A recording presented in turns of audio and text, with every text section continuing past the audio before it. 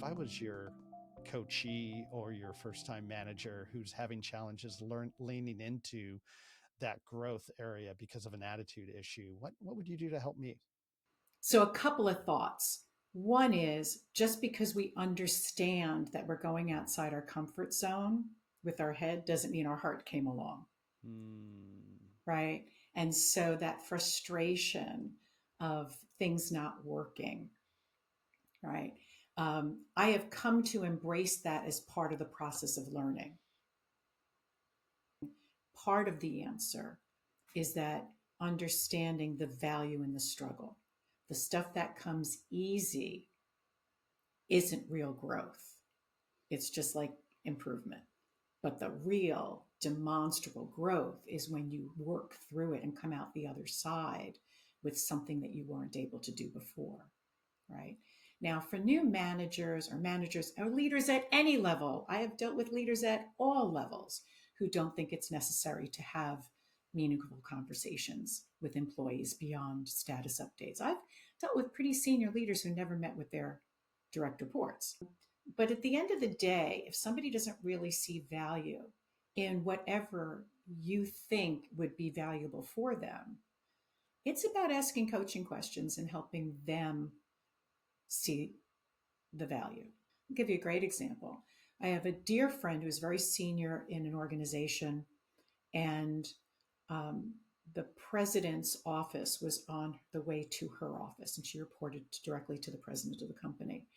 And she was very frustrated because every day when she came in, she'd walk past the president's office, and the president would call her in and chit chat for half an hour. And she just wanted to get her work done. She's like, I get in early, I want to get to my desk, and I just want to sit down and get going. And I waste a half an hour every day with my boss. Okay. So this one's easy, right? You know where I'm going to go with this. I said, so your first task every day is to kill a half an hour with your boss. And when you sit down at your desk, you can tick that off that you did that. And once it became a task, she was totally okay with it. But it had to be seen as a task, right? And we could talk all day long about trying to influence your boss and how would you use that time to maybe pitch what you're looking for or the value of building that relationship. But she was so task driven that it needed to be framed in a way that she could accept it.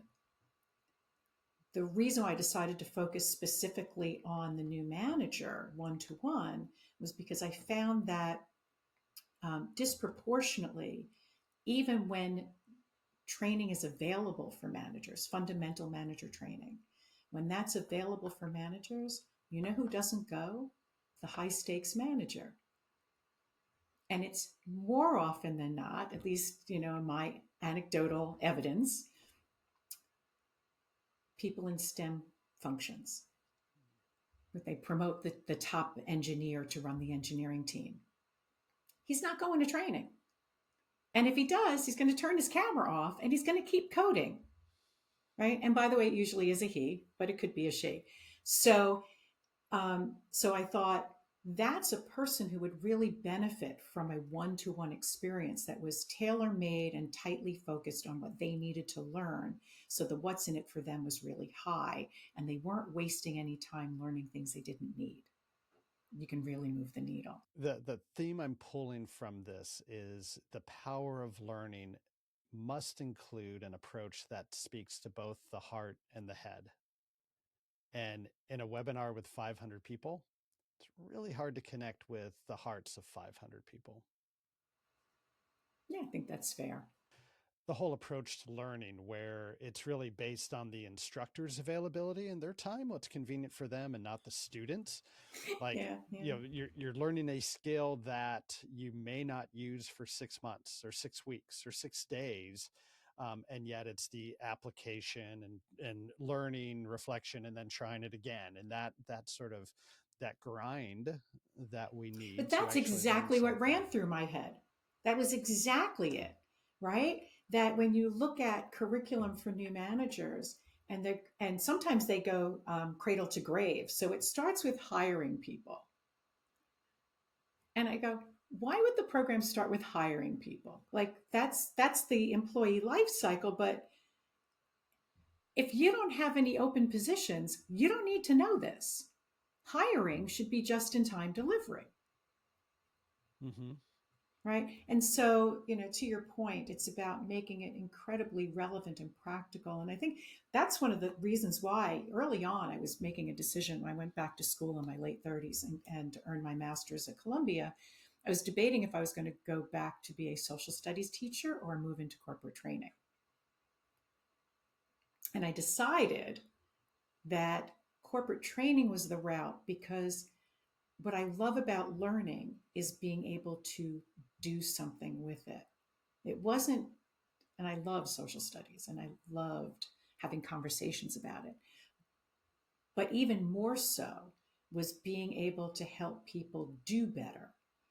And so, one of the challenges that we have, and particularly when you're delivering large scale webinars, or even webinars without more of design around it to support the stickiness of the training, is that we grow the knowing doing gap. So people say, I've heard this concept before, I know this, right? I know it, right? And so I have been known to open my sessions with, you may not hear anything new. I may not tell you today anything you have not heard before. But before you decide to let me know that, I'm going to challenge you to ask yourself, are you doing it consistently? Because if you understand the importance of feedback and you've heard how to give feedback, but you never give it, it's the same as not knowing how. It's about the doing.